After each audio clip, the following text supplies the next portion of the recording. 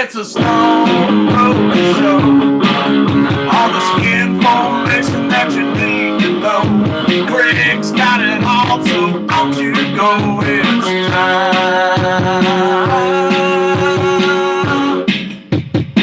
for the Stone Roadie show.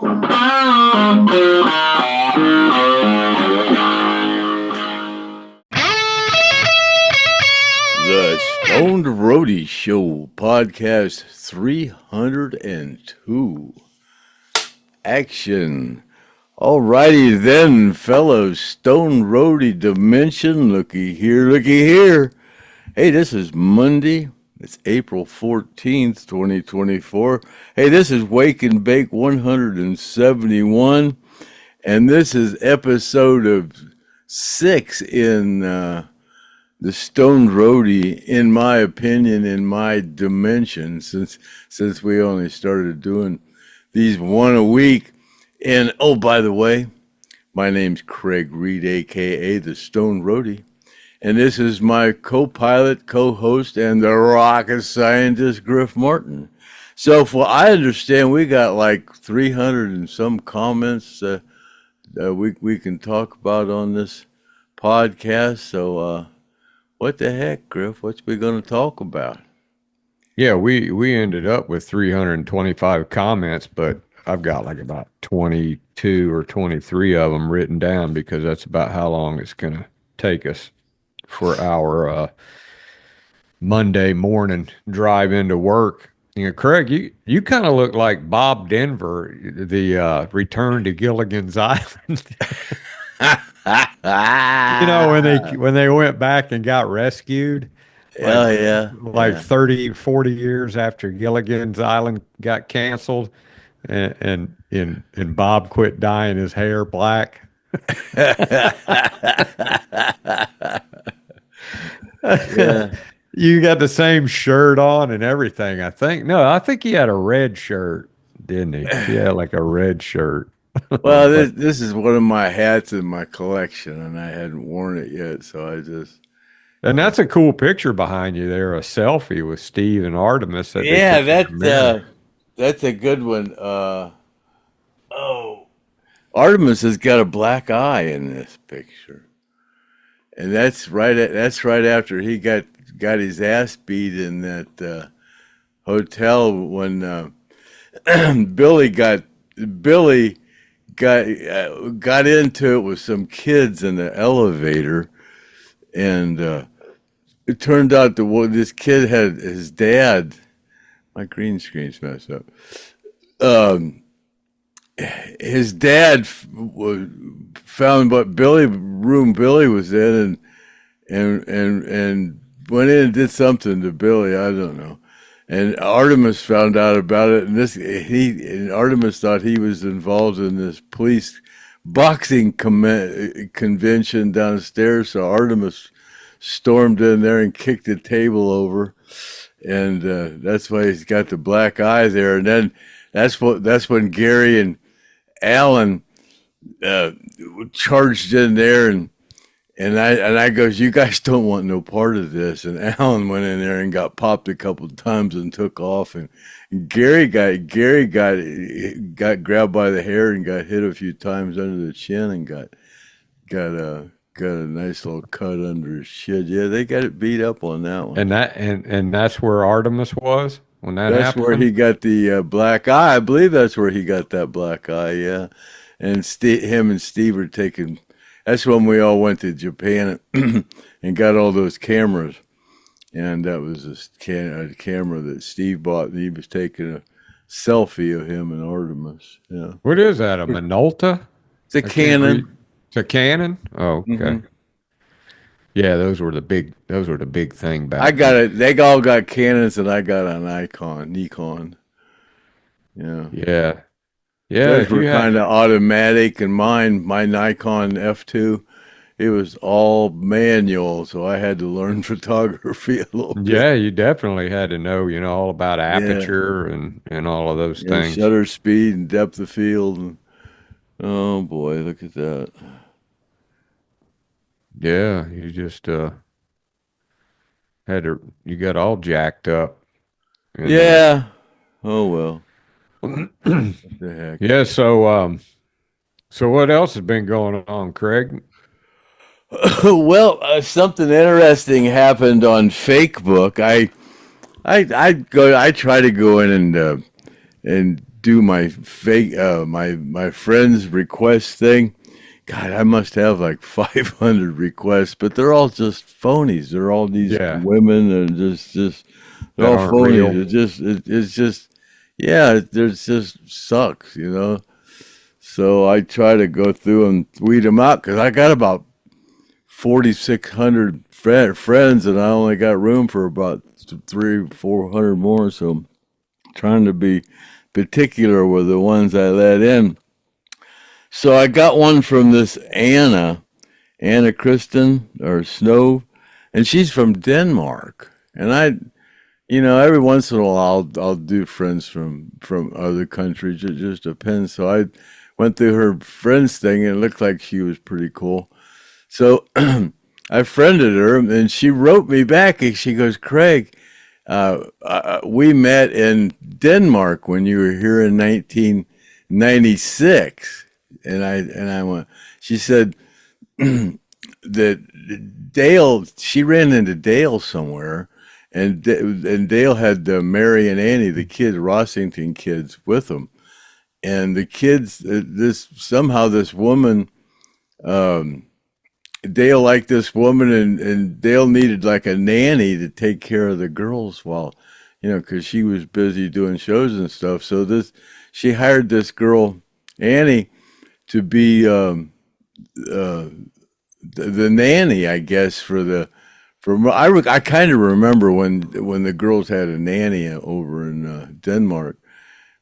Kind of remember it. But then I guess after they left Denmark, she said she actually went with them back to Jackson Hole, Wyoming, and spent some time with them. So I asked her if she wanted to share that experience on a podcast, and she's thinking about it. But that'd be pretty cool. I kind of remember it was funny. She said you gave me your phone number and wrote it down on a piece of paper. I think I still have it. And she wrote me this morning. She said, here's that note. It was my same phone number. And yeah, so but I kind of remember the girls having a nanny, but I really don't remember her. But yeah, so Yeah, that's pretty cool. We that got would be her on. kind of cool to get another rock and roll nanny on. This is Yeah, from Gary's. Denmark. Yeah, she's pretty Yeah, cool. yeah, that would And be cool. yeah, that'd be kind of neat. And yeah, that's about all I got. Oh, that you know what that Tom Garrett, the guy that kind of was upset with us last week. He's the guy that bought the camera. That Robert Wheatley, Yeah, and you lost his check. You lost that his I check, lost his check, and then he and I didn't send wrote to another him, one. and he said he would replace the check, and then he was on vacation, and he never did. Then a couple weeks later, I asked him if he was gonna send a check, and he goes, "Yeah," and then he never did. But so oh well. But yeah, he bought the thing. It was a $400 camera. He bought it for about $175. So Yeah, you missed out on that one. yeah, that's a He nice didn't. He camera. never got it, right? No, I'm still here. Robert's gonna come up here next month. We're gonna go to the Rock and Roll Hall of Fame and stuff. But yeah, that's about all I got to talk about. Okay. Well, what's the weather like up there? I think you guys got a little It's snow. been cold. It's been rainy. I got that building delivered, and finally had been raining for days, and finally it let up that day, and got it in, and it's just been cold. Today it was kind of nice. It was probably 50 or something today. Where you gonna put in there? You're gonna put Just your stuff, your my your mowers, your and mower and then your yeah. Banshee. No, I'll keep the Banshee in the garage, I think. So what else you got going on, Craig? Well, Oh yeah, I posted this up on FakeBook of my statue, my little statue, my little Stone Roadie figurine, and people was asking because it kind of looks like me. Yeah. Yeah, I'd Yeah, say. and people was wondering about it. My buddy Don Mars, him and his wife Debbie were down in Stone Mountain, Georgia, I think. Went to a gift shop, and Debbie said, "Don't that look a lot like Craig?" And Don said, "Yes." So they bought it, and I think he was sitting on a bale of hay, and I think, but Don made it and put the joint in my mouth and made the hat and made the road case and kind of personalized it for me. But yeah, that's real. That's pretty cool. Yeah. It's almost like something like that box is something like Dave the Disciple could make because all the stickers that he He had. did make. Matter of fact, he did want make one. It's up there. It's too hard to get to right now, though. But Yeah. he made one just like that. Yeah, had wheels on it. Stuff. It's right there. Yeah, thank you, Dave the Disciple. But yeah, uh, but also, I think the first one I got. I think the first one he makes these little people. I've showed these before. Kathy Godsey once had. He makes 300. He makes 3 different 100 of these things, and that's the retiree. I got that when I retired a long time ago, back in 2006. Or well, actually, I retired in. He made that too? He makes these. He's got 300 of these on an assembly line thing that he and Kathy Godsey got one that says school teacher. Now he made this one specially for me. Now he'll make these too if you got a special order. He makes them special. He's real creative. The world's most famous roadie. He made that Yeah, I one never for me. saw that. I saw that other one, but I haven't seen that one before. Yeah, world's most famous roadie. He made that one for me. And then he made the stage manager one too. But he makes them for every occupation there is. Like I said, any sport, anything, there's 300 of them he makes, and he'll ship them to you. They're $25 if you get one that's off the assembly line, like school teacher or whatever. Then if you want it personalized in any way, it's $5 more. It's $30, and then it's $15 for shipping. And so, but just let me know, and I'm sure if you want one, bowling, tennis, any soccer, anything, golf, anything you can think of, he makes it your occupation, carpenter, plumber, there's 300 of them he makes, but they're real cool. They're real neat to give us a. Everybody I give them to, my accountant's got one on his desk, and everybody you make them for is real cool. Lawyers, and yeah, they're real cool. Yeah, he must sell them on some kind of a website or something. I'm He sure. just sells them. Well, I'm not sure. He has a couple of. He sells them out in Amish country. He's got one out there in Hartville. He's got a stand out there. He's got a couple of places that sell them, and then he goes around to Barberton and stuff to the outdoor shows, and he goes to the different festivals and stuff and sets up displays. Yeah, but he as far as I know, he's the only one that makes those. They're real cool. Yeah. Hmm. Yeah. Okay, were you ready to go over these comments and questions, Craig? Yeah. Yeah, sure am. All right, man. And a lot of them, people were hacked off about the survivors getting attacked. But It's okay, man. We forgive anybody. You know, that guy must have had a bad day or whatever. But um, yeah, everybody's got a bad day. Tom Garrett, he's the guy. And you know, Craig and I, we talk about it, man. If you put something on the comments and it's like outrageous or something, we're gonna read it, man. Well, he 'Cause bought that camera, and that was to support the survivors, but yeah, he never but did send the money. but we're gonna read it, man. If it's something that you know it's attacking Craig or yeah, I don't care how Uh, he goofy it is. It's just he gave yeah. me the new name Slacker. He called me a slacker. Well, he claims that he didn't say those things. That I think he was in another dimension when that happened or something because he claims that he never that wasn't his comment. He said he heard his name mentioned, and then he's like, "Why is my name being mentioned? Whatever is my name being mentioned for?" And then he said, "I would never." As a matter of fact, I'll read it to you. He says, he did not make those comments.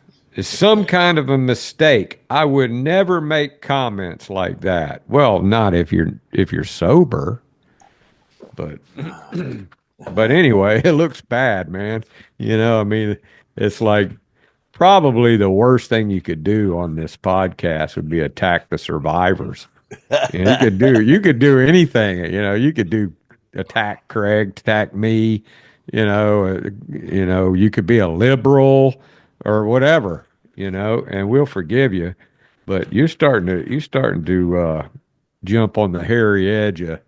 Go get go get effed when you start attacking plane crash survivors, dude. I think he must be one of those Cabbage Patch Kids that ain't got no soul. Yeah. Oh God, yeah. Yeah, so but it's Ain't cool, got no, man. ain't got no soul. Everybody's entitled to a bad day and amnesia, you know. You got some amnesia. Craig gets amnesia all the time. Oh my God, I sure do. And just like that lady who said Craig had the air running in his car and he was in the store and his dogs were in the car and the air was running and this fat lady, which we don't talk about that much anymore, but she comes over and starts jumping Craig's shit. And Craig called her. Go ahead and tell her what you call it because she didn't get mad over the bad part of it. I called her a stupid fat whore. And she said, "You did not just call me fat." Yeah. You stupid fat You whore. didn't care about the You whore did part. not just call me fat. Yes, I did, you stupid fat whore. Yeah, then Oh, we had some guy who's our nemesis, and he even took out a YouTube channel attacking us, and then of course Craig's had a lot of haters over the years. That's basically how Craig and I met was because I was like, I didn't know who Craig was, and I just thought it was funny as hell, all of this crazy shit he was posting, and the people were attacking him, man. They were like, and I go, what the hell are you attacking this guy for? He's just messing around, and then that's when I was up at the bar there and helping Joe Crip, and then there was a couple fat girls up there dancing, and then Joe goes, Griff, Craig would really like those girls. And I go, that's that guy on Facebook. And he goes, yeah, oh yeah, that's Craig Reed. And I go, yeah, how do you know him? How are you friends with him? And he goes, man, he was a damn original roadie for Lynyrd Skynyrd. And I go, get the hell out of here. And then that's why when you and I started talking, but it all came about by Craig getting attacked. Relentlessly attacked, saying that you were selling fake shit and that you had a damn plane in a freaking hangar in your yard and you were taking parts off of it and selling it and that those Gary slides weren't real. But yeah, so we've been through a lot of shit, man. You can't hurt us. You can't hurt our feelings. I mean, you start attacking the survivors, though. That's kind of pushing it, man. But anyway, yeah, we'll start going through the comments here, and 325 of them. So we appreciate all the comments. And I noticed our subscriptions went up one or two people. You notice that, Craig? No, I don't pay no attention to that stupid shit no more. Yeah, I tell you, man, we got to get Craig on a really good podcast. Like I think Craig would do great on Joe Rogan, and as soon as he got on there and people, and he started bullshitting, talking about all this Lynyrd Skynyrd stuff, and because there's a lot of people, man, that I'm sure a huge amount of Lynyrd Skynyrd fans watch Rogan, and then they would start maybe watching or click on our podcast and subscribe, and that would help the survivor. So if anybody's got an in with somebody who's got a pretty prominent podcast that Craig could go on, because we're going to start looking into that. I'm going to start looking into getting with other podcasters, and that's why I was trying to get somebody to come out and look at Craig's car that does Will It Run? And somebody mentioned that in the comments here. So, but we'll just jump in here. No further ado. Like I said, earlier there was a lot of people talking about that guy who had a bad day, and then a lot of other people were, because we were questioning whether or not Bo Bice and Barry Lee Harwood were joining the APB band, and turns out that's a real deal. Bo sang a couple days ago. I saw somebody posted it, but Barry wasn't there, but Bo was there singing. Yeah, you saw him singing some Skynyrd stuff. Mm-hmm. Yeah. Where was it posted at? I saw it on my page. I just was scrolling through, and it was there on my page. Somebody posted it and said, "Yeah, Bo was on there singing." I'll tell you what, that's kind of cool, man. That's pretty cool, especially Barry Lee Harwood there, because that's pretty close. That's as close to Skynyrd as you can get, man. Yeah. Without it being Skynyrd. Yeah.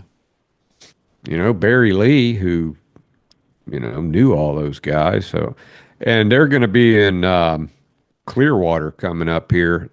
They're going down there where Paul Connolly lives, near Stewart, Florida, and then they're going to come over here to Clearwater. And I was going to go see it with Paul, but they're closer to me over in Clearwater, so I think I'm going to go check them out when they come to Clearwater, and looking forward to that, man. That's something I don't want to miss. And who knows how long they'll do it? I mean, those aren't Barry Lee.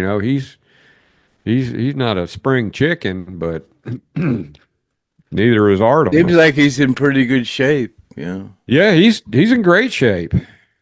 He's in great shape. I'm glad I didn't turn out to be a guitar player. My hand don't work too good. Well, when you get I broke my elbow, man. You get an injury, you're a damn musician, man. You do something like break your elbow like I did. I can't even, my hand don't work no more, hardly. I mean, it works, but not to play guitar. You don't want to. Yeah, and when you get up there. Of course, I'm older than dirt too. Hell, I'm older. I'm usually the oldest person in the room. And I don't see how Artimus, he's got a pretty rigorous. He's older than I am, yeah. Yeah, he's got a hectic schedule, man. Drummers, so that's what I'm saying. Drummer. That's what Ricky Medlock said. But he said when he was drumming for Skynyrd, he's only got one lung. He said, "I can't do it. I don't have the stamina. I only got one lung." It takes stamina. Being a drummer, man, that's work. Yeah, it is a lot of work. Drumming's work, man. And I tell you what, I've heard a few really good drummers are unbelievable, just unbelievable drummers. And yeah, we'll go over that guy. We were talking about that kid that was playing with Carlos Santana. The guy mentioned that in the comments here too. Just Jack West here. He goes, sounds like that guy is an insurance adjuster. He doesn't know anything about chronic pain or stuff that comes from injuries. That guy needs to move on down the road. Man, there's a bunch of them in there attacking him. And I ain't reading all of them, but I'll read a few of them. And then old John Rafferty says that's a damn crime. It's a crime. Yeah, you get on here, you attacking plane crash survivors. They need to go back to work. That's Sounds like Craig, the attitude. man. Sounds Right? like the attitude of the current Skynyrd organization. Yeah. Let them get a job. It might have been somebody, they Maybe it's picked a plant name. from their office or something. Yeah, that's what it could be. So he could Sounds be like right. the manager. Maybe somebody's just using his name and they're just trying to get on there and say talk some trash. If you call their office and tell them you're a plane crash survivor and you went in, they would ignore your call. That sucks. Yeah, right. That really does suck. If somebody They tried asked to how throw me often, out just for being there. I was trying to make $1 working after they fired me. yeah, well, Besides, told me he wanted to send me home. Didn't wait for me to make no money. yeah, Starve. that's horrible. And then you show up That's behind horrible. it. Yeah. You show up at, they're just And down then the they road won't from even your let house. me in the back door. And then say, Craig, you know better than that. Yeah, I know better than that. Yeah, you know Damn better. That's how you got You hired. told him to go take a hike. But Ben That's how- didn't know nothing about it, but the management did. You ain't they fooling did. nobody. I don't know, man. It's and maybe I know the a guys in the little. I can band. guess the rest. Maybe somebody went up to somebody in the band and they go, "Hey, Craig's out back." And well, let him in. And they say, "Well, they don't want to let him in. I don't know what to do." Oh, Well, security couldn't believe it. I was back there at the security gate signing autographs. The guy went and said, "Hey, your roadie's here. One of your original roadies. We don't want him to come in." That guy coming to me, he was like, "They told me they didn't want you back here." He couldn't yeah, believe it. Plane crashed right. Yeah, they were all freaked out. It was funny. I knew that was going to happen. I was back there taking pill. I took my camera. I knew it was going to happen. yeah. I got it on recorded somewhere. We played it on one of the podcasts. I won't promise if I can find it real easy, I'll throw it in here. But I'm not going to be up all night looking for that thing, man. Yeah, I showed him my stage pass from around my neck here, and this camera I'm using, I'm not very good. Anyway, there it is. There's my pass I showed him to get in, and yeah, the guys were pretty cool, the security guys out there, but they sent a message backstage that I was here. And apparently the tour manager said that, they couldn't let me in. Yeah, I told them a plane crash survivor was here and stuff, but Craig Reed was here, a plane crash survivor, but they couldn't let me in. So I guess they got a hold of management, and management told them not to let me in. So we'll see if we can get somebody to talk to us here.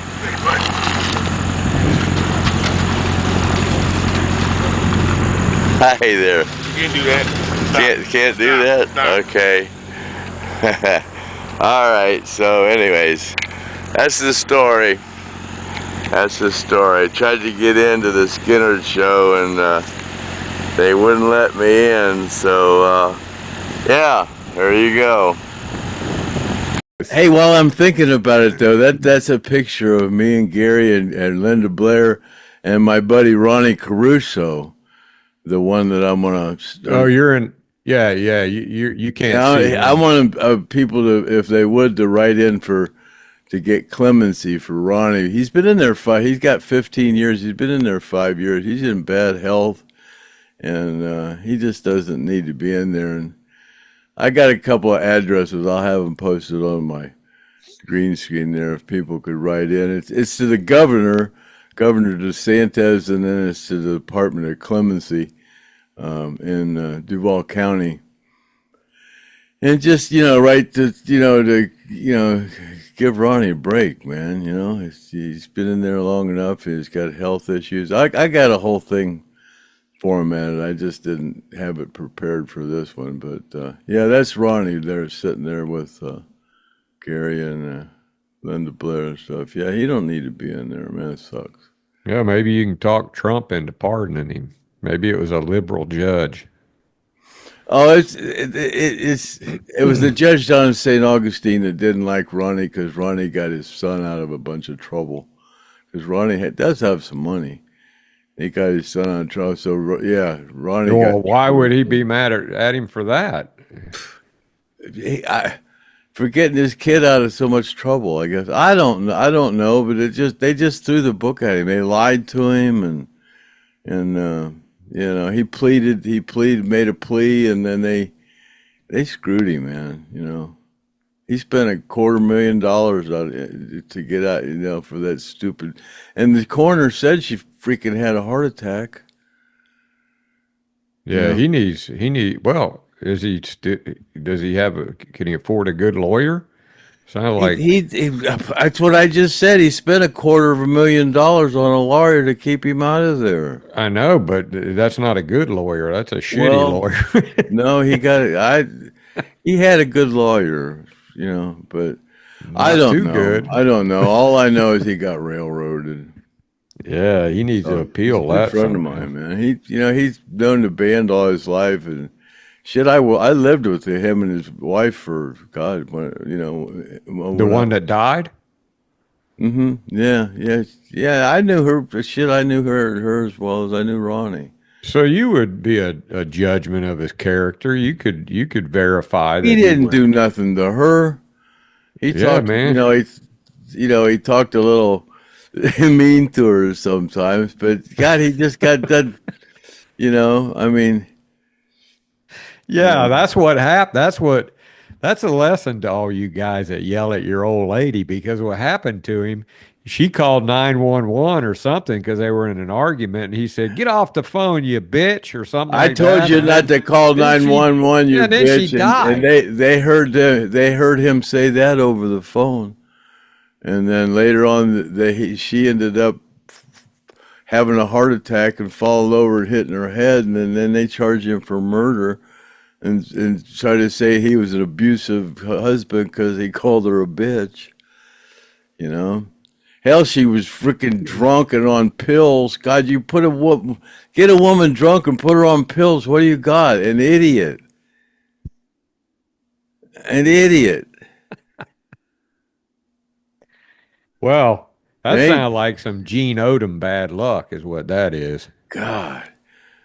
And but speaking of Gene Odom, I saw on Facebook old Jimmy Withers, and I seen Gene walking around, and looked like a big dumpster was on fire, or one of those containers was on fire, and I go, what the hell has Gene gotten into? Well, kind of find out, Gene, all it was he threw a barbecue for these firefighters that were training how to put out a fire, and is that what they were doing? Yeah, he threw a big barbecue for all the firefighters, and cooked barbecue and told Gene Odom stories, and he I guess he knew somebody that had the grill and brought it out there for him, and so they were just out there training, but it looked like Gene was out there amongst a disaster, and I was like, what the hell is he doing? And so I called him right away, and he goes, "No, man, I invited you to that, and you didn't come." And all them firemen out there are in full firefighting equipment. Gene's out there in a T-shirt. Yeah, I know, right? It looked a little odd. And and he's 75, and he's kind of bent over and walking a little bit funny, And they're helping him walk over the hose. Yeah, it looked like he was part of a disaster, And I was like,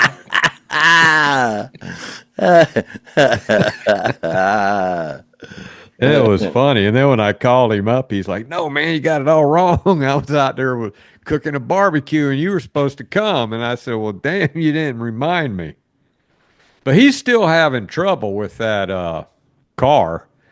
So if anybody has a car that could be fixed, they just want to get rid of it. It don't have to be a pristine.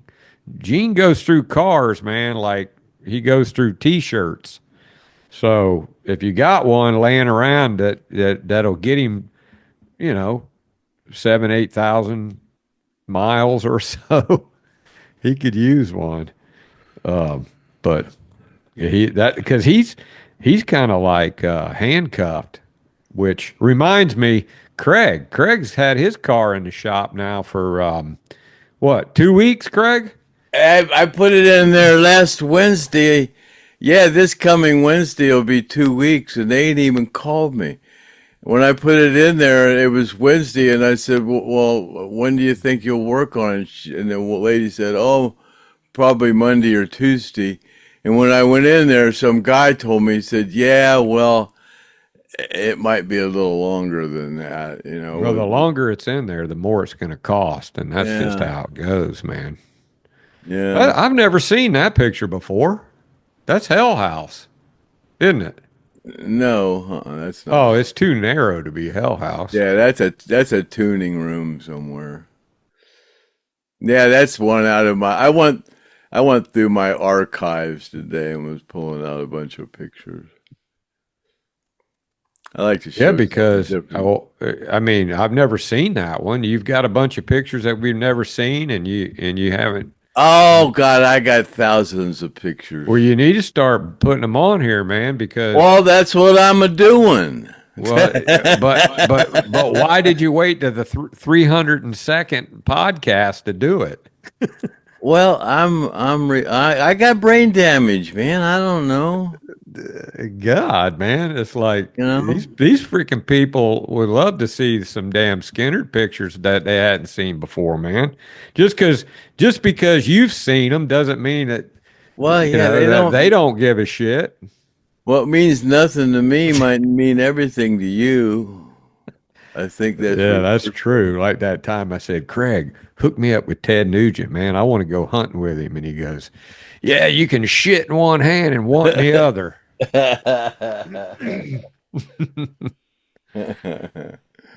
Then let me see back to the comments here. El Picante, probably butchered that name, wants to know how often do they have events at the memorial, because they had just he or she had just seen a friend of hers went to something there a couple weeks ago. I don't know of anything they had out there a couple weeks ago. If it was something small, because usually the main big thing that goes on out there is on the 20th of October. That's when you want to be there, and it's I guarantee you'll have a blast and you'll enjoy everything as far as that memorial goes. It's just like a park. It's like a huge park with a bunch of cool Southern music fans, and yeah, there's always and there's always bands playing, and they got all kinds of cool stuff, and of course a lot of the plane crash survivors, and it's coming up. Craig and I will probably be there this October if some calamity doesn't happen, with the evil ones attacking us. Yeah, I plan With on some getting kind I of plan on virus or getting- something, But we're going to plan on going. So Yeah, I plan on going down there. There's a lot of people plan on going, and this is 47. Yeah, this is there's no 48. This would be 48, huh? Yeah, this is that 48. another? 50 will be 27. Yeah. Yeah. Is that another picture that we've never seen before? Yeah. That's pretty cool, man. That's pretty cool. Keep them coming. Now that you broke the seal on them, these people are going to be wanting to see that crap. You're holding out on us, man. I got thousands of pictures. My God. Well, God dang, man. Get them out. Shit. I mean, you got a Stone Roadie Lynyrd Skynyrd podcast, and you just, you know what? I think I'll get some pictures out now after the 302nd. Well, Craig, you wouldn't be Craig if you weren't the way you are, man. I don't want anybody to be looking at the pictures behind me. I want them to be looking at me, you know. Well, they're more likely to see you if they see something behind you. I mean, they'll see Dale and they'll see Alan, and then after they get tired of looking at that, they'll see Gilligan in the middle. Oh, John. Where do you see my Easter outfit? Oh God, are you and Kathy going to do a special? When is it? It's a week. It's a week from. It'll be a week. Yeah, no, it'll be Saturday. Well, it's Sunday, but you can do the thing Saturday night. Yeah, talk to Kathy and see what's up, man. John Rafferty says, prayers to Gene Odom. Always look forward to Gene's stories. And yeah, because Craig's coming down to Jacksonville, and I'm going to go up there while Craig's there because there's going to be a hoopla going on at a undisclosed location I don't want to mention yet because there's a lot of people showing up there that because it's kind of a closed thing. But Gene will be there, and I'll have my camera, and I got to get a hold of Joe Crimp. Joe, man, if you're listening, I'm going to be calling you pretty soon, like probably tomorrow, because we got to hook up this telephone pole you're in my way story.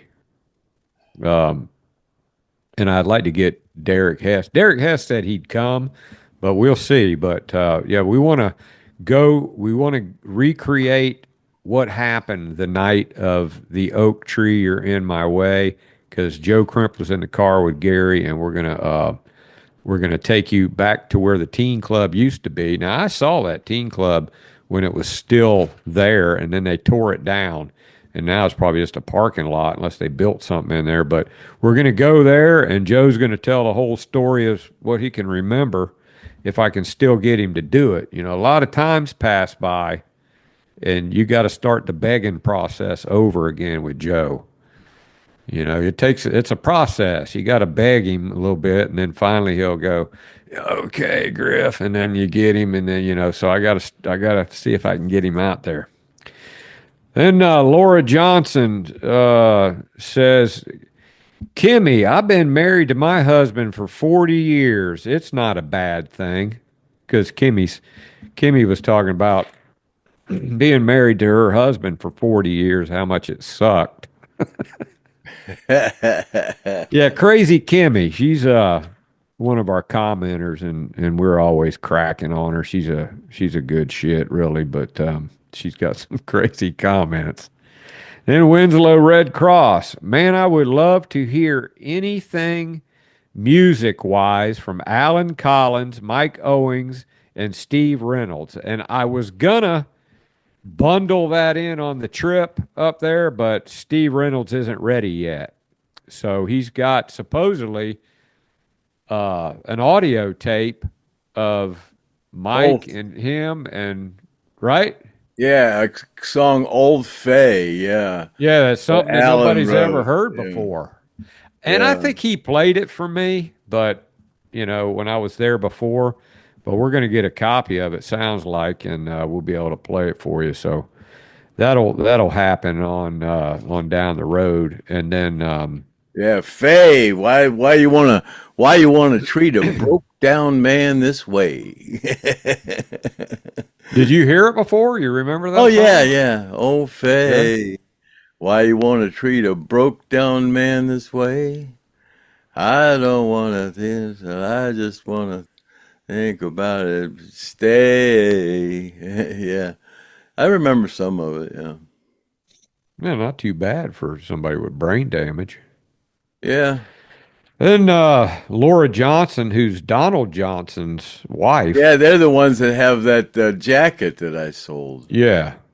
Yeah. She says, I've asked this question before. I'm going to ask it again. How old were Steve and Gary when they first started playing guitar? Well, if you went back and watched all the podcasts, that skin information is available. But I would say they were probably about 15, wouldn't you, Craig? I think Gary was 13 or 14. Yeah, Steve was younger. Steve was like 8. Yeah, Steve was. Yeah, Steve started really young. Gary was, Gary's mom couldn't afford a freaking guitar, man. He was like 13 or something like that, I think. Alan's about the same way. And I tell you what, man, when I went up there to Miami, Oklahoma, and I got to hang out, and Laura, if you haven't seen that video, when I went up there to the Steve Gaines birthday celebration, I videotaped his house that he grew up in, and his buddies that were in Crawdad, and I hung out with him and interviewed him, and yeah, so you got to go back and look at that because it tells a lot about Steve coming up. And of course, Gary's mom got him that Silvertone guitar when he was like about 15, and there's a little something about that. He gave it to the guy that gave you the stickers. Yeah, Craig? Clayton Johnson. Yeah, Clayton Johnson, yeah. I'll show you that sticker in a minute if I can find it. Yeah, I still have these stickers. Yeah, anybody wants them, I mean, that's something. If you send Craig some money for those stickers, he'll mail them right out to you. It's not like the prizes. The prizes are, he don't give a shit because you didn't pay for them.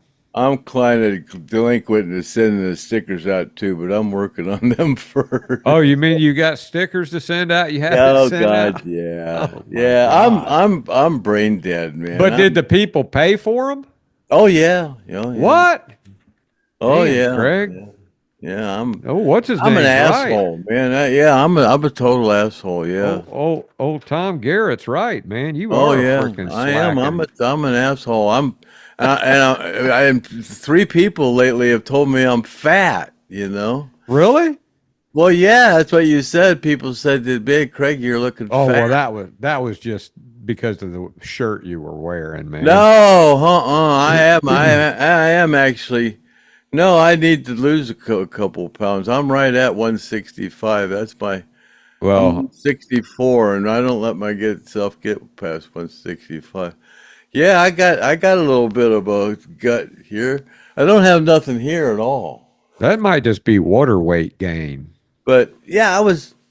Yeah, look at that. Oh shit, man, we didn't want to see that, Craig. Yeah, look at that. I was 240 pounds, So yeah, look at that. Craig, man, you might ask me to edit this out. I don't know, but I'm gonna keep it. Well, God, I am 74 years old, and God, I lost 80 pounds. That's just hard to lose, man. Well, I'm not ashamed of that. Everybody's got that. I mean, every woman out there's got that.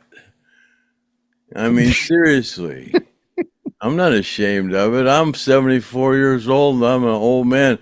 But I'm gonna lose it, and I ain't got nobody to impress but myself, No, I ain't gonna impress nobody. I want to impress myself. I don't give a shit about nobody else. I bet Leon and Wicker are in the back room going, "That fat son of a bitch." Oh, they are, yeah. Yeah. Quit yelling at me, you fat son of a bitch. No, I'm ashamed of myself for having that big old cut on me, all that blubber. Oh, man, you're fine. I ain't pulling my shirt up. I'm not pulling my shirt up for shit. Yeah, I got a little on me. I'm just glad I don't have man boobs. That man boobs, that's like a killer. If a guy's got man boobs, then his life's over. You're never. Yeah, your whole life is over if you got man. And it's sorry if anybody out there has man boobs, because. But I am sitting down. I could pull it in. Look at here. I saw a picture of Steve. I could suck it in. It ain't that bad. I saw a picture of Steve Steven Tyler at the beach, and he had like a C cup. Yeah, yeah, he had some breastises, man. But God bless him because he can't sing anymore. So, Oh no. well, they're done because he blew his voice, he blew his throat out. Yeah, he can't. From what I understand, he's not coming back. Oh wow. Joe Mueller says that he worked hard all his life and now can no longer do it because of his age. He misses working and feels bad for anyone that couldn't work, like, the plane crash survivors. He says, Tom Garrett must have had a bad day. We all say things we don't mean sometimes. See there, Joe Mueller ain't mad at you, Tom. So even if you did say it, we're going to forget. You're not going to get out of it, man. I mean, even if you didn't say it, you're just like Ronnie Crusoe, man. It's just the cards are stacked against you. Yeah. There's that moon from last night. Yeah. My damn tripod, that damn camera's heavy, man. I had a hard time getting the focus. What's your tripod look like? Because I got a tripod laying around here I could send you. I don't know if it's I got 5 tripods, but they're just not good enough to hold this camera. That damn thing weighs 3.5 pounds. It's just heavy, and it's just, I got a killer tripod, man. That thing, a hurricane wouldn't blow it over. Oh yeah, it's a killer. Yeah, it's I'll buy it off of you. Oh, I use it all the time for on the road with Griff Martin. Yeah. But if I die, I'll leave it to you in my will, Craig. Oh, I don't know what to buy. I'm going to call that camera place and ask them what's good to get. This damn camera's heavy. Yeah. Let me see if I can grab mine. It's right here near me. Hold on.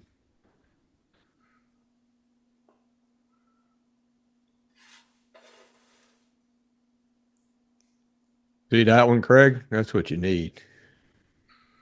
It's a Manfrotto. And it's got a gimbal on it. See? I got a... And that thing is stout. It's got the telescoping feet.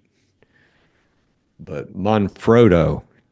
Okay. Yeah, I used to do wedding photography, and I got all kinds of crap laying around. I got my tripod in Japan in 1976. The one my good one that I use, but it's not a good one either.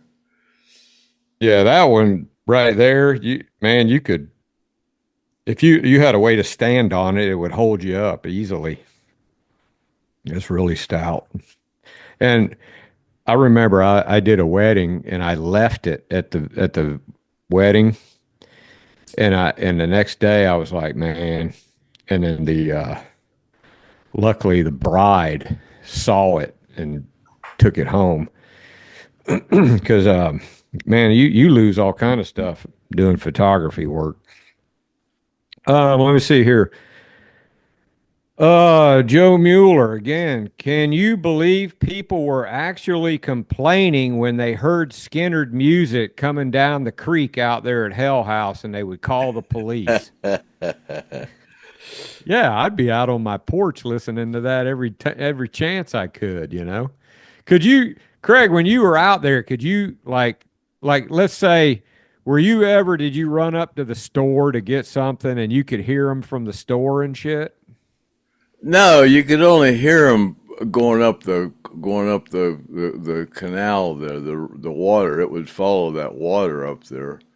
Oh, thing. But yeah, you got to understand, when you're writing songs, you're playing the same little parts over and over and over and over. You're not playing songs, right, You're working on and the drums and the bass, when they're doing basic tracks, is all you hear. Yeah, it's like a Chinese water torture. Yeah, it's just, there's no real, it's just, they're writing songs. It's not like, it gets, it's yeah, like, they're going, they might be going over. people like say, "What do you do out there at the rehearsal while they're writing?" He said, "Try to ignore what they're doing." And there, most of the time, it just gets, over and over and over for days at a time. My God, sometimes it says, Did you? But after hearing that, did you like one day were you sitting there and you go, "Wow, that sounds pretty damn good. Whatever it is they're doing now, I kind of see what they were working on." Yeah, sometimes when they're trying to write songs, man, they're trying to put words in places. You'll go, God, I can't wait till they finally get words of that thing. Because the parts where they don't know the words, it's like, But they were all hits. And then they'll add a word, and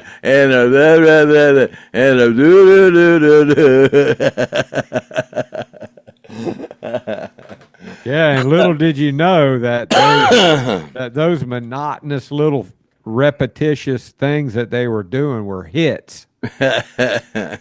Like sitting around and listening to Bob Dylan going, "I wonder what word I should put in here now," and then go, "I don't know, man, but I'm going to go get me a soft drink." No, Ronnie never really did that. He wrote stuff in his head. He didn't really need to get on there and diddle daddle. When he got up to the microphone, he knew what he was going to sing most of the time. And did you get to witness like the first time everybody heard something that he sang and then they went, "Man, that sounds good, Ronnie"? You ever remember anything like that? Ronnie would sit there and they would be playing the music and he'd go, "Okay, I got it." And then he'd get up to the mic and he would start singing and you go, "Wow." He didn't write none of this down. He's sitting there and he's just thinking the whole time. They're writing and they're playing and they go, "Okay, I think I got it." And then he'll get up and sing it, And it's really cool. Yeah. Didn't write nothing down, just, get up and do it. And you go, "Wow." Where'd that come from, It was cool. I'd have loved it. Well, of course, back then. At the time you didn't appreciate it. You really didn't appreciate it at the time, what the history that was being written. When Steve stepped in and stuff, I kind of took it all that in advantage. Like I said, when him and Alan were sitting there butting heads playing, just yeah, they were creative. I kind of took that in advantage. I didn't really absorb it like I probably should have. Yeah, you did. Really you didn't savor it. You didn't savor it. I did. There you go. I didn't savor it. And you might not be savoring the podcast right now. I went to school a little, but I didn't learn a lot. Tammy Tabor. She sounds like a new listener. Tammy Tabor. That's the first time I think I remember hearing your name, but you could have been on here before. Says she enjoys the podcast and she loves all of Craig's stories. Well, thank you, Tammy, for watching. And hopefully you did like and subscribe, and then we'll have one more subscriber. Which is kind of what we need, as many subscribers as we can, because we want to give all the money that we make to those survivors that Tom Garrett says need to go get a job. Oh, tell Gene. Hey, Gene, you need to go get a job, man. Yeah, this Gene would go get a job. He would. He does tile work, man. He used to. Just a year ago, he was doing tile work with Jimmy. He was out. Man, that Jimmy does some good tile work. Man. Yeah. Jimmy the tile guy. Anybody in Jacksonville needs any tile work done, Jimmy the tile guy. He's pretty good. I told you, I look at his work and I go, God, I wish I was smarter than I look. That's hard work, though. That tile work. Oh man, he does a good job. He does. Yeah, it's not like like carpet. I used to have a flooring business, and you can kind of stretch that if you cut it short. But you cut that tile short, man, you can't go putting a bunch of grout in there and fill it up. It's got to be precisely cut. Them carpet guys blew their knees out, but stretching the Oh yeah, carpet. that's right, man. Knees and back and hips and Hitting everything you could that think. pad, that stretcher with your knee going. Yeah, if you that's like these people. They come to me and they go, "Hey, man, I want to put carpet in my bedroom, and you think you could come over here?" And I'll be like, "So basically, what you're asking me is, I might as well just take a mallet and hit myself in the knee for you, because that's basically about what happens when you install carpet."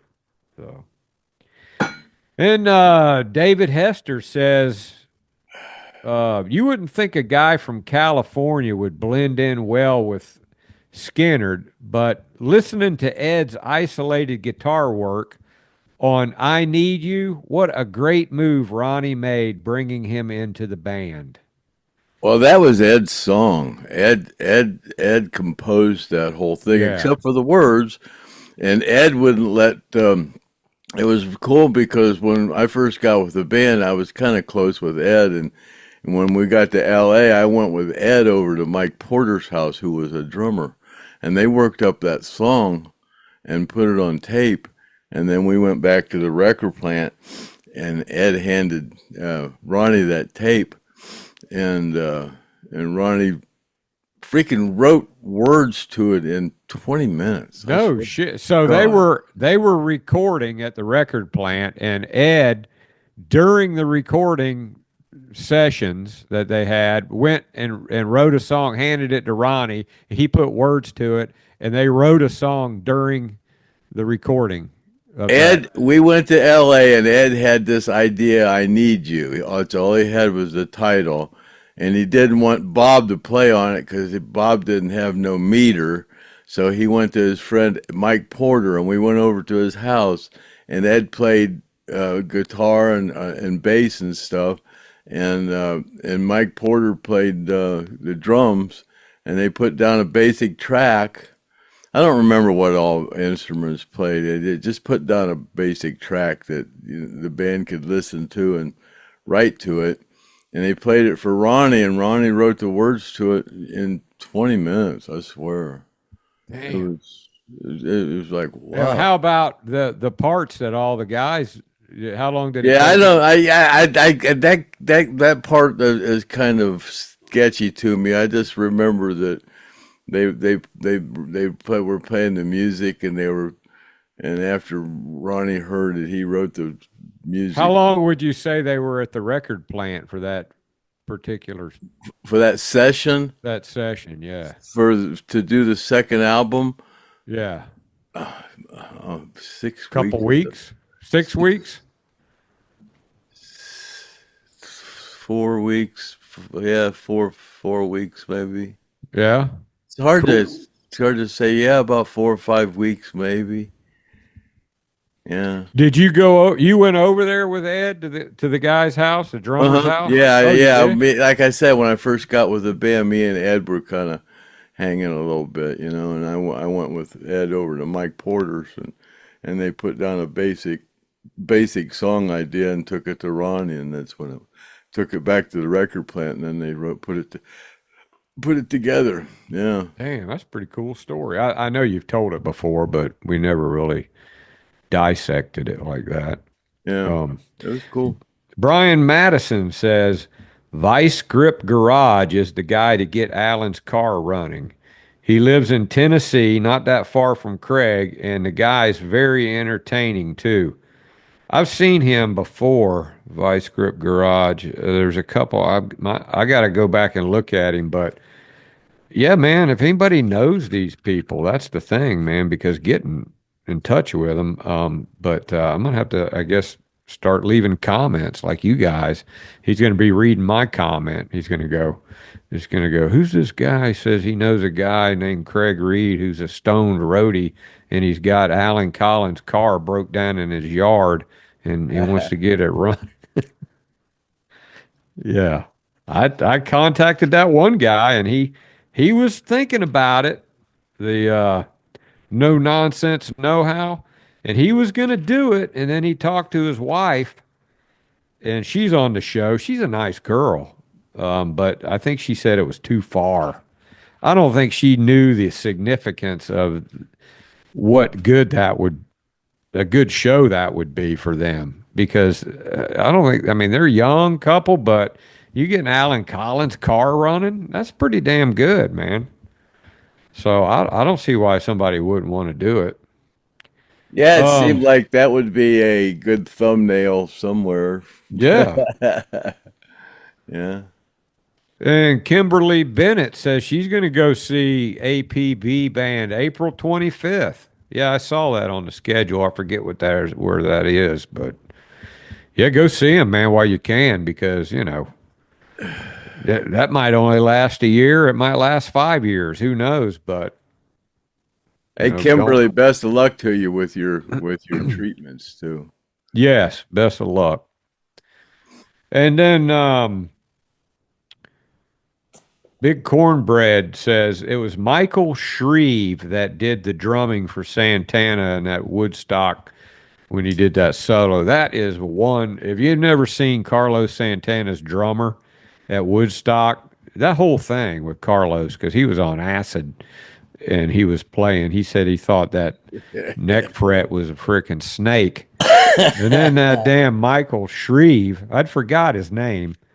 But man, he was just a kid. I think he was like 14 or 15 or something. And he was just playing like crazy, man. That was a great solo. Tina Oresco says, Craig, your car is going to cost $4,400 to fix. I'll probably have to replace the whole electrical system or something. I don't know. I think, let's see. I must have passed over it because Kimmy made a guess on how much the car was going to cost. Oh, Chip Crewy says, Craig, your car is going to cost $2,795. And Kimmy says it's going to cost $3,101. I've been looking at a 1950 Chevy 4 doors, black with fender skirts and stuff. It's real nice on FakeBook. Oh, yeah? Well, you said if it doesn't have an ashtray in it, you're not gonna... 1950. It's cool. You remember the high-low dim switch? It used to be in the floorboard, and it was that stop sticking up, I saw a video where this guy on Facebook, and he goes, I cannot figure out what that damn switch is. If anybody knows what this switch is, please let me know. That dimmer. Oh, the dimmer switch, yo. The high-low. The starter switch used to be down there too. On the old, some of the old cars, the starter switch was down I remember the dimmer switch was down there on the floor. I remember a Lincoln, I think it was either a Lincoln or a Cadillac, had push-button transmission. Oh, no, it was a Dodge. I had a Dodge with a push-button. This one, I think it was a Lincoln. Yeah, it had a push-button transmit. I thought but that was like a 60s car, and that was I had a 64 or 65 Plymouth. Yeah. Dodge. I don't remember what that was. What was it I told you your car was going to cost you, Craig? 34, I think. I did? Yeah. Damn. It's probably going to be expensive. It's wiring and they're troubleshooting. Oh, it. God, yeah. Oh, my God. When they hooked up the battery thing and the horn blows. Yeah, when I was hooking the charger up to it and it would click on, my TV was coming on. Well, maybe it'll just be $200, Craig. You never know, man. It's $200 just to look at it. Just $200 just for the part. No, it's $200 just to look for one of the parts. Griff, you saw Skynyrd on the 18th, 1977 in the Lakeland Civic Center. You talked about how Ronnie took a joint and threw it back for Craig to put, and Craig picked it up and put it in a sucrette box. What else did you see?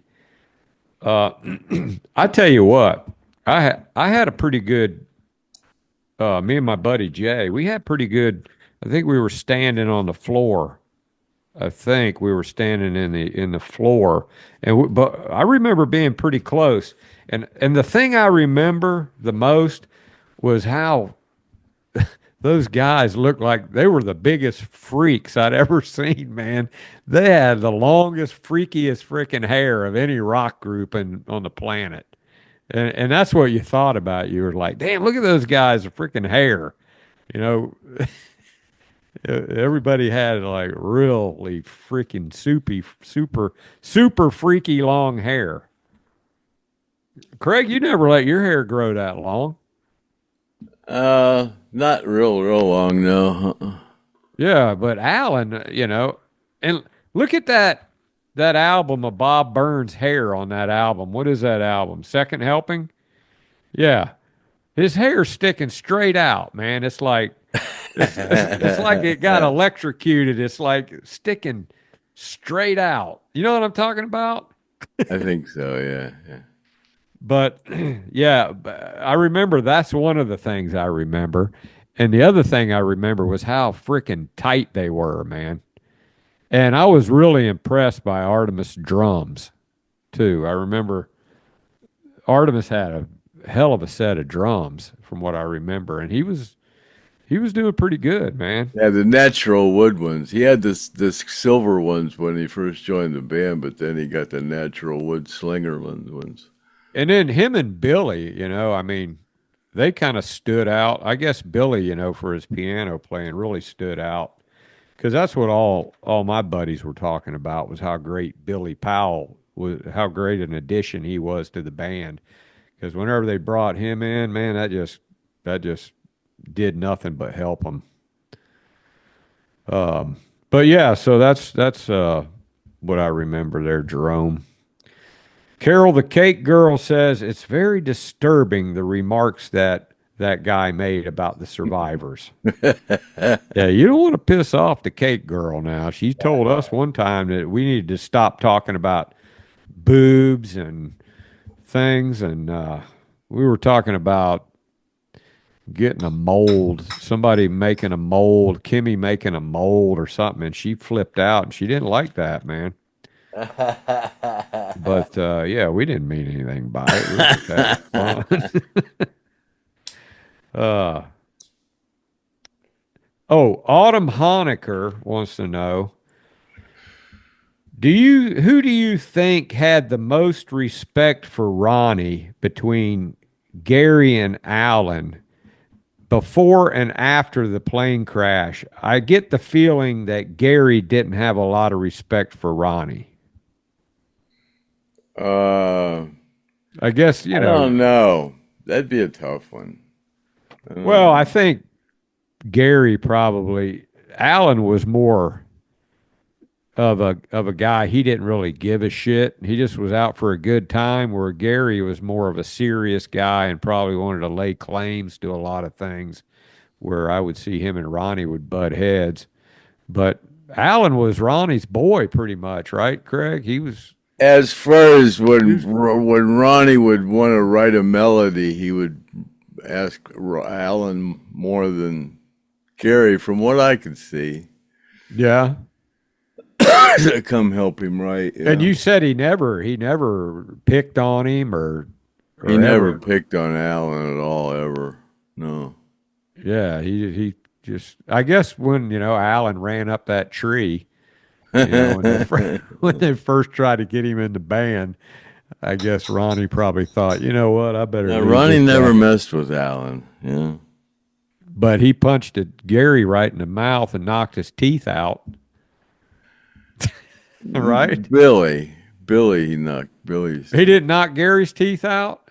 No. Gary happened in the wreck? Lost his teeth in the steering wheel or the dashboard, one of the two. And Ronnie punched Billy's teeth out? Yeah. What was that over? You remember what that was over? I don't remember. We talked about it one time before, but the next day they were buddies again, right? Yeah. I don't remember why he punched him. So I guess Billy had a bridge in the front there. I don't know how you get those things unless he broke them off and they capped them or something. But Yeah, Gary had probably some extensive dental work too.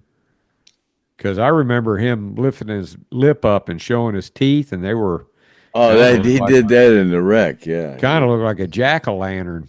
yeah, he knocked his teeth out in the wreck. Yeah. But anyway, that's all the comments and questions, and thank you very much for the 325 comments and questions. And I wish I could have read more, but we like to go over them, and we don't have a whole lot of time, even though we're down to one podcast a week, which is kind of nice, isn't it, Craig? You get that was Yeah, hard, yeah, man. That was yeah, hard doing three. yeah. That was like a full-time job, and like Craig said, we're retired, man. Yeah, and yeah, last week I finished up with a show with a, conspiracy theory about the Cabbage Patch Kids, and Yeah, yeah, Craig's conspiracy corner. yeah, Craig's conspiracy corner.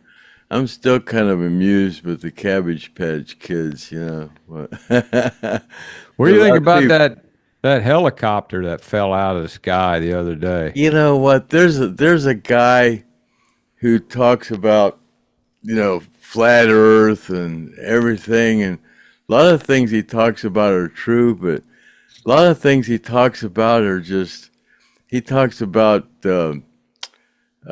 Princess Diane being Melania Trump, and he talks about Oh, what's Barbara his Bush is a man.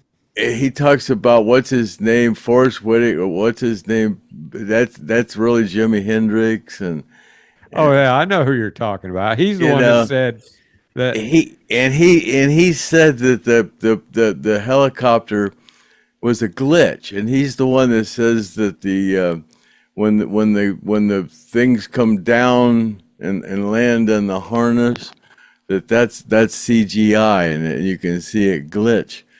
But they're pulling the damn wreckage out of the damn river. That ain't a glitch. No, that's not a I glitch. mean, so the guy, He's the same guy who said there's so much bullshit going on. he's the same guy who said Morgan Freeman and Jimi It's Jimi Hendrix. Hendrix, yeah. Yeah, that's Yeah, bullshit. yeah, yeah. Yeah, he says all kind of stuff. I There's told my something, sister, Craig, I was talking to my sister the other day, and I said, Barbara Bush, George Bush's wife was a dude. And she goes, I'm telling you right now, stop it. And I said, the earth isn't round. And she goes, I'm not wanting to hear this. And I said, well, because I'm not wanting to hear about this flat earth crap. And I go, I didn't say it was flat. I just said it ain't round. one that Yeah. one that's kind of one to think about though. If the center of the earth is so hot, why is the bottom of the ocean so cold? you know Well, you got lava pouring up through the bottom of it, and it cools it, and it makes rock right away. That's how a lot of those reefs and stuff. I don't know, man. There's a lot of stuff Uh, I think they've been hiding from us, and they don't want us to know because I think they're trying to keep it for themselves, whatever it is. I don't know It's what's going on. It's yeah. crazy. I just hope I just hope we figure it out before we die. The fact that you can see the North Star never moves is kind of shows that shit just revolves around it though, instead of us around that.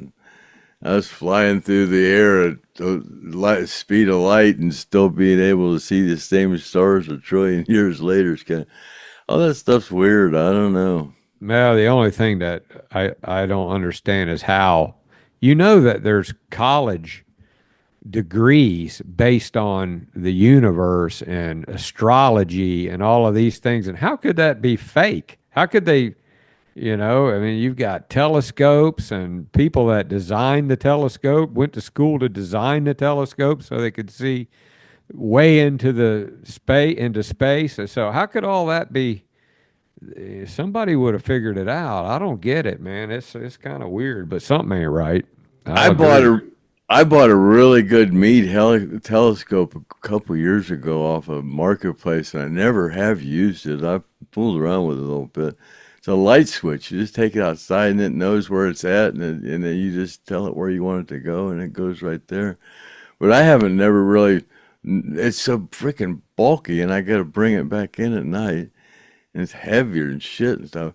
So I just never messed with it. But now I kind of know what to look for. So, before I didn't know what to look for. That was even before you thought the Earth was flat. That you got. Oh, that was when I thought there was really planets out there, and I don't know. Musk still says he wants to go to Mars. I don't know what the hell is going on. Yeah, so if he's lying about that, then who knows what he's lying about? But if you can't get past the firmament, how you gonna get to Mars? Maybe Mars is inside the firmament. Oh God, the sun's supposed to Maybe be he local, means the moon's supposed to be local. The sun and the moon are supposed to be the same size.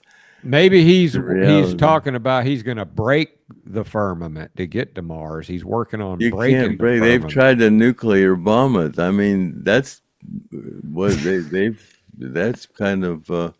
Craig, we're actually having a conversation like the Earth is really flat. I don't know. It's awfully strange. Yeah, I'm not going to say it's flat because if it isn't, I don't know. I'm just going to say I don't know, but there's something fishy about the whole thing. It's just weird that it's 2025 and we got perfect pictures of Venus, but we've got CGI pictures of Earth. If we've actually been to the moon, why all the pictures of Earth CGI? And I know if I was to stand on the freaking moon, the first thing I would do is take a picture of Earth, and nobody ever has. They're all CGI. They're all, and they admit it. I don't know. Yeah. Something strange going on. There's things that we don't know. They've been lying to us for God. Same family's been lying, making up stories and lying and starting shit. All that mud floods is really weird, though, man. All these cities, they're built on top of cities that are, yeah. I mean, they've known about underground stuff, but all this stuff's really weird. All those Tartaria buildings, they're saying that Egypt is really. No, Egypt is really the U.S. The Mississippi, Grand Canyon. the Nile. There's more pyramids in the U.S. than there are in Egypt, and all that. Yeah, because I think wasn't the gopher wood or whatever that they built the ark out of or something. It couldn't been. I forget what wood it was that they said only grows in Georgia. Yeah. Is that the gopher wood? I'm not sure. Yeah. Well, we got to study up on our conspiracies. Yeah. There's so doggone many. My God. The giants. But I don't believe that Morgan Freeman is. No. Nah, the giants and the pyramids and what else? All the stuff, God almighty. The Mayan Indians and oh man, it just goes on and on. But all right, well, whatever. Yeah, this pink moon is supposed to be. That was supposed to be. Last night I took there's supposed to be some kind of a spiritual change going on with this pink moon. And it's supposed to be kind of almost biblical or prophesized or.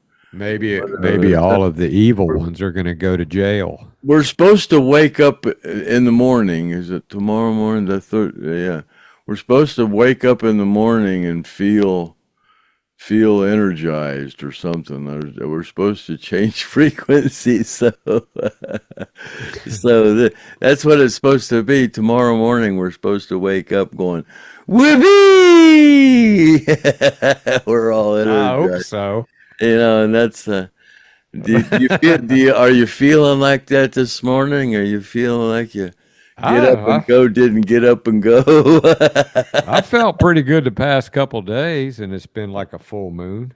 Yeah, well, It's what is it? It's 9. It's 9:10 here on Sunday night. So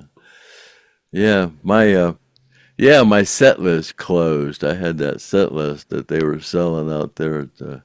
Did you see what it closed for? I haven't looked to see what it closed for this time, but yeah, kind of amusing that they were selling copies of my set list.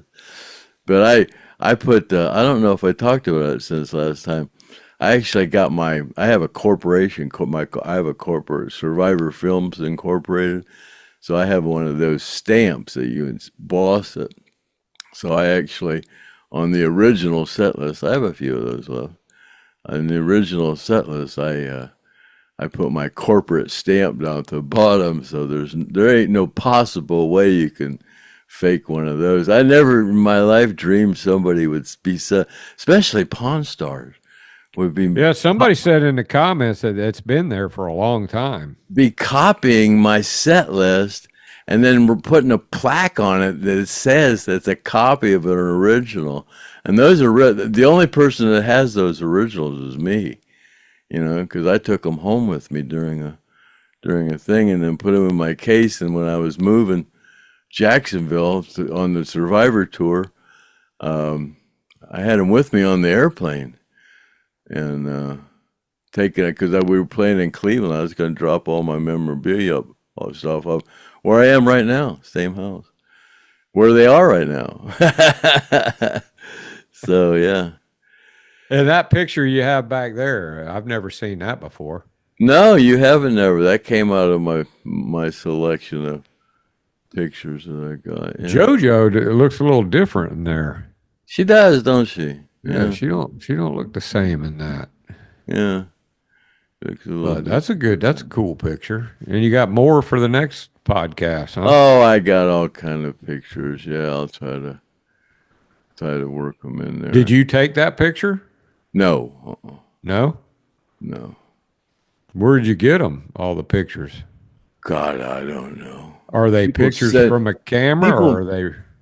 Yeah. Oh, people send them sure to it you? is, yeah. People send me pictures. I don't know. I don't know, man. I got all kind of stuff. I don't know where. Oh yeah, you get jars of weed. People are always little giving statues. me stuff. I'm just a piece of shit and a crook and a thief and a liar and a fat bastard and what else am I? A crook. Yeah, I'm already said a crook. You can say it twice, so. I'm a liar. And I just, oh God. Lazy. Yeah, lazy. God. Lazy. Oh, and I would have fired you. I would have fired you if I was your boss. What am I? I'm a slacker. Slacker. There you go. I'm a slacker.